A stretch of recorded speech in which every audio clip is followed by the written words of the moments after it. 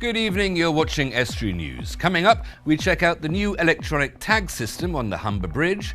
We head to Scunthorpe to get reaction to the job losses at Tata Steel. And my guest tonight is John Gilbert, here to talk about Hull's Comedy Festival. Welcome to Estuary News. I'm Hugh Riches. Time now for the news headlines.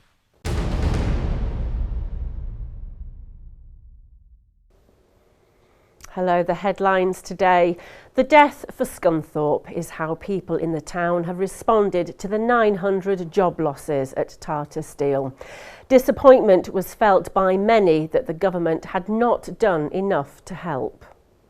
I think I speak for most people when I say for, like I say, a long time now these rumours have been flying about, and we pay into our unions, and we don't seem to be getting answers from anywhere, and they don't seem to be pushing to help us get these answers either, and hopefully we can maybe get some clarification with this news that's come in, but who knows. Community, the Steel Workers Union, said crippling energy costs and cheap Chinese imports were threatening the UK's steel sector, and we'll have more on that tomorrow. Humberside Police Force has been designated as inadequate in a report by Her Majesty's Inspectorate of Constabulary. Since the force introduced a new operating model, it had not matched resources to demand and had failed to provide a good service to the public. And again, we'll have more on this story in tomorrow's news. 8,000 tags have been taken up so far with the new Humber tag scheme. The electronic device will allow drivers to pass over the Humber Bridge without stopping to pay. The system's been introduced due to an increase in traffic. Lord Haskins, chairman of the Humber LEP, says the system will help boost the regional economy. It means much more movement in businesses and people in business from one side to the other. All these commuters are all commuting because they're doing business. Either they're going to work in one place and living in another place. That's what's called social mobility. That's what the bridge was intended for originally, to bring the two sides together, and that's working. Teams from Hull City of Culture met with their Danish counterparts from Aarhus as they both prepare to deliver a year of culture. The European team were in the city for a tour and to share advice. The partnership is seen as important, and both cities hope to benefit from the links. The partnership is an agreement between Aarhus, which is the European Capital of Culture in 2017, and Hull, UK City of Culture in 2017. And it's really a partnership in which we hope to build an artistic, a creative cooperation in which we want to develop skills, share knowledge and ideas, and even people across our cities culturally and creatively for the 2017 year itself. Well, the partnership for us between Aarhus is a cultural one directly. We are working to see what their programme is, what our programme is, and whether we can share ideas and culture and performances through that year to celebrate a new connection between the two cities. And that's all from me. Goodbye.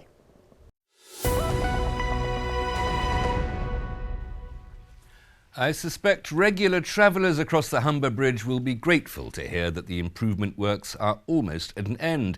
It's taken around 3 years, but soon the first major transformation of the bridge's toll booths since its opening in 1981 will be complete.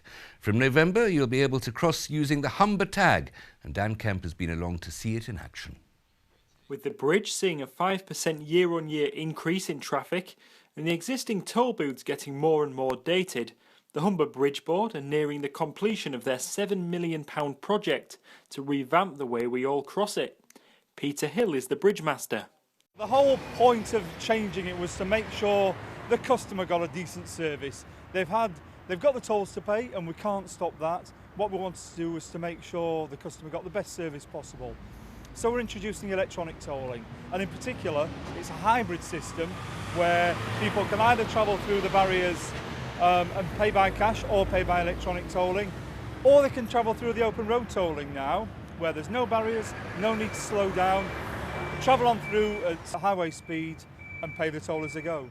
When fully operational, it's hoped that queues like these will be a thing of the past. Frustrating at the moment for commuters, but when complete, it'll be a big boost for the local economy. It means much more movement in businesses and people in business from one side to the other. All these commuters are all commuting because they're doing business. Either they're going to work in one place and living in another place. That's what's called social mobility. That's what the bridge was intended for originally, to bring the two sides together, and that's working. For a lot of regular commuters and for the businesses that use this bridge all the time, such as the haulage companies, such as the bus companies, such as people that have to go over there on a regular basis for medical needs, you have people that are going to Castle Hill regularly from the South Bank. It will mean it's quicker for those people, because as there's going to be regular facilities for those that are doing that, those that have a pass and that need to be able to go through or get tokens to enable them to go through, they will be able to go through faster through the existing tolling booths because there won't be as much traffic on those tolling booths. A vehicle doesn't need to be fitted with a Humber tag, as vouchers and cash will still be accepted, but everyone with the new device will save 10% on their fare. So far, 8,000 tags have been allocated to customers who will have their first chance to try out the free-flowing central lanes from the 7th of November. Still to come tonight, we get the reactions of the people of Scunthorpe to the job losses at Tata Steel, and we have the latest in local sports news.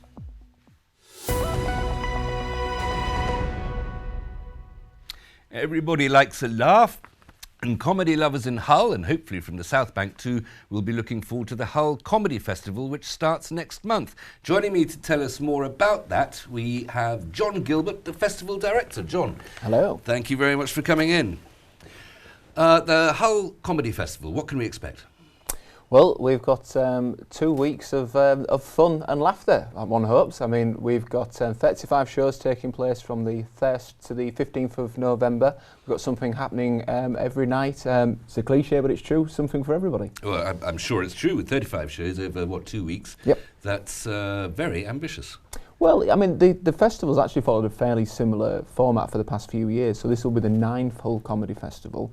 We tend to run it over a 2-week period because anything longer than that, it's difficult to maintain the momentum and interest. Anything shorter than that, it's difficult to get everybody in that wants to come and perform without everybody competing for the same audience. So that's well established, and I think that there are a few lucky people who, I don't know if they save up the pennies or they're babysitting favours somewhere down the line, but they managed to get to a lot of shows and to really embrace the festival, whereas some people just dip in and out of it as they can. Really dedicated comedy goers. The hardcore comedy festival fanatics. Comedy fanatics. 35 shows, they're not all happening in one place, there are various venues all around town. That's right. The idea of the festival is that anybody who wants to put on a show can, provided it's linked to comedy and it doesn't cause too much offence.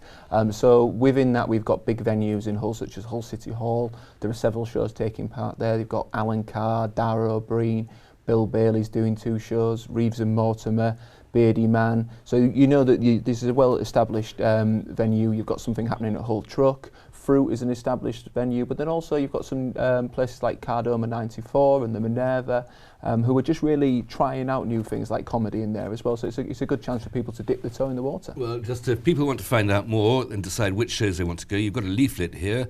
Where can people pick up these details? They're dotted around all over the place. We've got a great army of volunteers who've been taking them around. I've even roped in my kids to help us take out the posters and things as well. So they mainly are around Hull, but they're also available in tourist information centres, in all good pubs and some not so good ones as well. Okay, and the website? And the website is www.hullcomedy.co.uk, and we're also on Facebook and Twitter and Instagram and anywhere that you'd expect to find us. You managed to slip in the fact that you've got some big names coming that we all recognise, probably seen on television, although I haven't the faintest idea who Beardy Man is, I have to confess. But they're all very recognisable names, but lots of others as well. Yeah, that's right. I mean, I did mention the headliners there, but the festival for us, we have headliners. We have to each year because people expect it, but really the heart and soul of the festival is everything else that's going on. So we've got a lot of local acts local to the Humber area who are bringing their shows. One that is both kind of from the area and quite well known is Alfie Moore from Scunthorpe. I mean, he one of his earliest gigs was part of Hull Comedy Festival, and now he's got his show on Radio 4 and he's coming to do the whole truck. But there's probably in the region of 20 to 30 local acts that are putting their shows on in the upstairs rooms of pubs and so on, who are pretty good comedians, some of them, been going for quite a long time, so they're obviously keen to support the festival. And then anybody that's kind of post-Edinburgh Fringe who wants to keep the tour going is able to drop by in Hull, we're happy to have them. I know it's a very brave thing to get in front of people and do stand-up comedy. Not that I've ever tried it, but I have, at the Edinburgh Fringe, been the only person in the audience. And this man stood up and did a routine, which was absolutely hilarious. It was brilliant. Well, I'm really glad you enjoyed it. He deserved a room full of hundreds. And I'm glad you came to support me in that, Hugh, as well. So, I am not a comedian. I have tried it, though, twice. The first time in front of an audience of family and friends, and I think it went quite well. Second time at a proper comedy club. It was the scariest thing I've ever done, and I died up there as well. That was several years ago. I've not done it since, so read into that as you will. Did people throw things? No, I think I could have handled that, really. I I think it was just the sheer look of indifference as you're... tumbleweed silence. That's right. Well, even the tumbleweed would have been welcome as well. So, no, I think it's not for everybody. That said, and I'm not to put anybody off, there is actually an opportunity for anybody who wants to give it a go as part of the festival. We've got a programme called Learning Funny, where you will work with comedians to put a set together, just a short 3-minute, 5-minute set, and then perform that to an audience. But they know that it's your first time as well, so they'll give you a bit of a break. But that's it. We want to make it accessible for people who are interested in comedy. And the audiences of Hull are generous. John, thank you very much for coming in. Good luck with the festival. I'm sure it will be absolutely brilliant, very funny, very witty, and I'll be there. Fantastic. Thank you, John. Join me after the break when we get the reaction from people in Scunthorpe to the job losses at Tata Steel, and we will be bringing you all the latest sports news.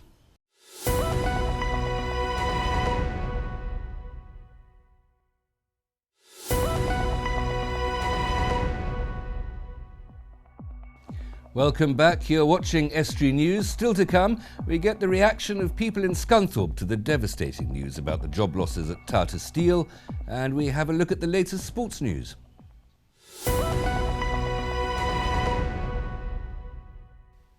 With the announcement of 900 job losses at Tata Steel in Scunthorpe, we sent Dave Nunn to the town to get the reactions to this news, which will affect many families. Well, it's concerning for me personally because that's where I work. So obviously worrying times for everyone really. But it's been brewing for a while, but it's been like living with a cloud over our heads really. We've been wanting to know answers for quite a while now, and I think people are still wondering why and you know how it's come about. Worrying times.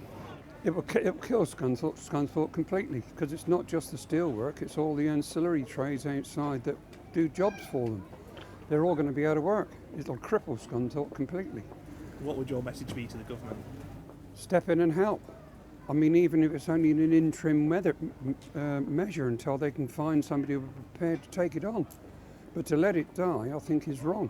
Well, I think it's diabolical. I think the government is clearly not doing enough about it. And it's going to crucify Scunthorpe and really knock the town back. Do you think the government are really doing nothing about it? They're clearly doing nothing about it. They're doing nothing about Teesside. They're not going to change for Scunthorpe. And the steel industry is the basics of industry in this country. It's a stable industry, isn't it? I think I speak for most people when I say for, like I say, a long time now these rumours have been flying about, and we pay into our unions, and we don't seem to be getting answers from anywhere, and they don't seem to be pushing to help us get these answers either, and hopefully we can maybe get some clarification with this news that's come in, but who knows. I think it'll affect the town, it'll affect obviously employment. It'll take years to find jobs for 1,000 people, and I think the town will go down. And Dave joins me now for the usual look at the daily news. Dave, one story dominating today, I'm afraid. Yeah, and of course it's the announcement of the job cuts at Tata that we were obviously just looking at there. That was before the job cuts. Now I've had it confirmed, 1,200 jobs going overall in the UK. 900 of them will be at Scunthorpe, which the plant employs about 4,000 people, so it's a quarter of the workforce going. It's a massive swinging cut. It is. What does Tata say about it? So we've got two statements from Tata. I've got their statement from the company in general, which says Tata Steel's long products Europe bid their business today announced proposals to stop production of steel plate.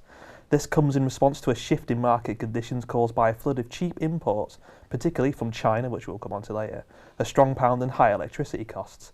As a result, Tata Steel has been forced to make changes to its long product Europe business.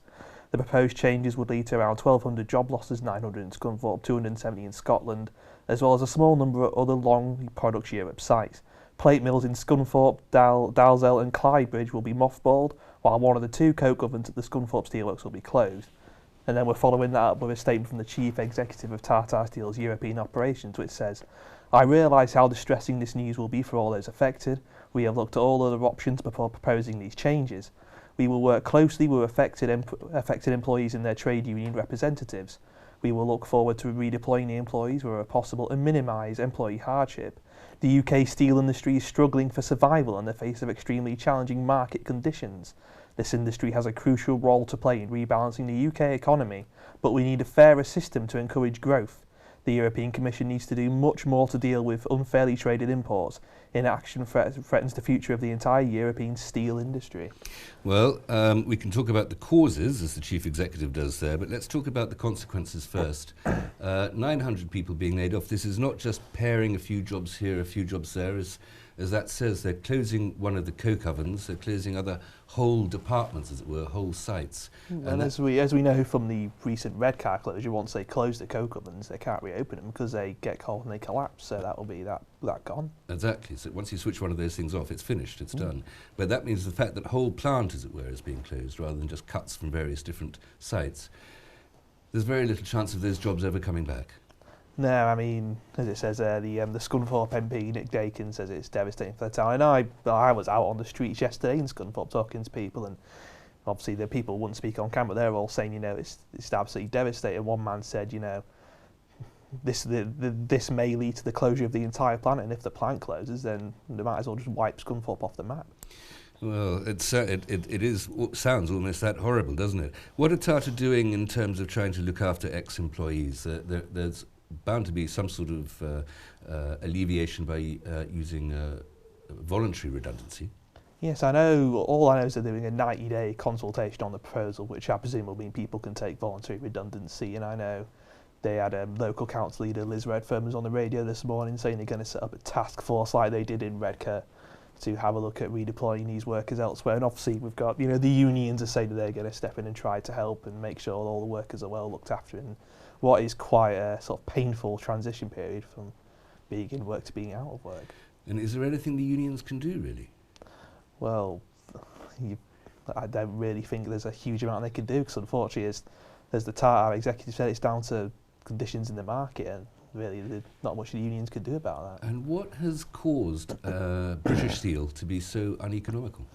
Well, there's a number of factors, really. So one of the things which kind of fits in to another big story that's going on at the moment is the cheap Chinese steel that's been flooding into the market. So I saw a report this morning from Reuters, and I can't remember the exact figure, but they're saying that China is exporting a record amount of cheap steel. Obviously, the Chinese economy, although it's still growing quite rapidly, isn't growing as well as it has been, as we've seen on the news over recent months.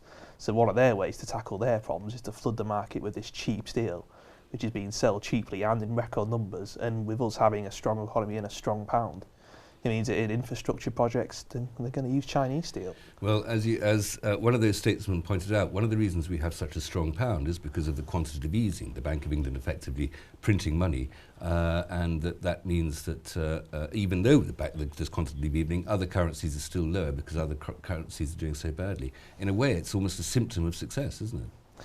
It is a bit, yeah. And it's kind of unfortunate that a good economy means that while the rest of the world's economies are sort of still lagging behind, that we have to pay for that. But we mentioned the things about the cheap Chinese steel, and obviously, as people are seeing in the news, China's President Xi Jinping is visiting London on a state visit. Obviously today it's just the ceremonial stuff.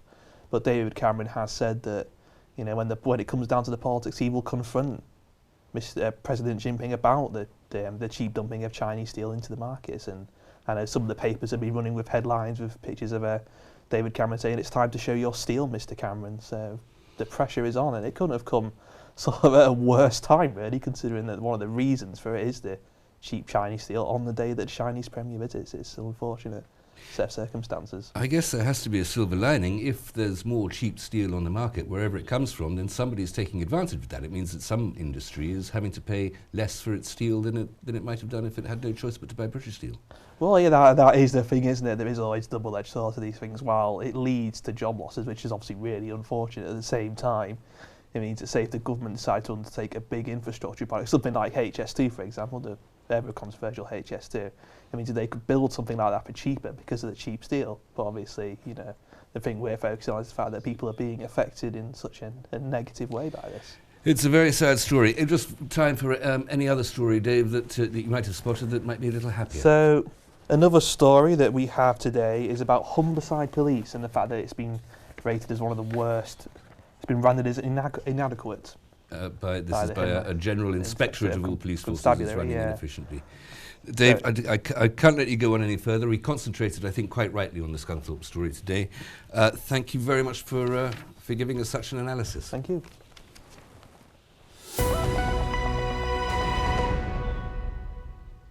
Time now for the sports news.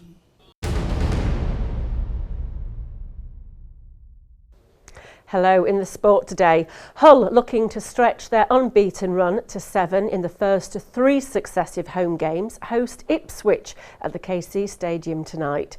Steve Bruce's side have won 5 and drawn 2 of their last games against the Tractor Boys, including when they met in this fixture on this day in 2012 when they were 2-1 winners. Scunthorpe travelled to leaders Gillingham, who ahead of this game have won 5 and drawn 1 of their 6 home games this season. Manager Mark Robbins will be looking to Paddy Madden to continue his scoring form with 3 goals in his last 4 games and 8 goals in 15 games overall. Madden was also on the mark when the Iron won 3-0 in this game last season. In the Yorkshire Hockey League over the weekend, Grimsby First Ladies made it 5 wins in a row in Division 5 East as they beat Appleby Frodingham First 2-1. Elsewhere, Grimsby Seconds won 4-1 against Driffield Fourths. Meanwhile, in the men's Premier Division, Grimsby First suffered a disappointing 6-1 loss at Huddersfield Dragons Firsts, but in Division 6 South, the Grimsby Seconds were 4-0 winners over Slazinger's Fourths. And that's all from the sports news from me for now. Goodbye.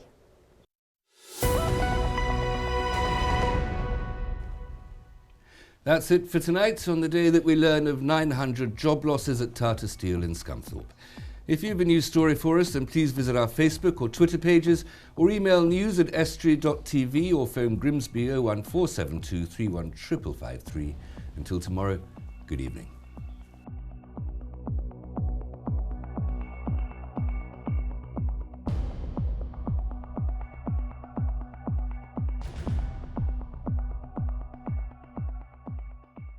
Estuary TV weather, sponsored by Rix Petroleum, your local family-owned heating oil supplier this winter.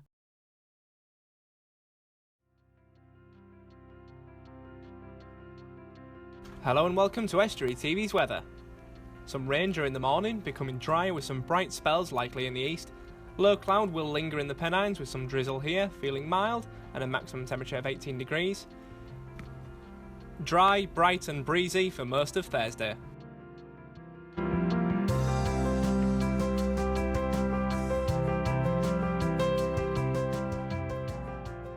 Rix, servicing the region's oil boilers this winter from a name you can trust. Get in touch at rix.co.uk or call us on 01482 838383.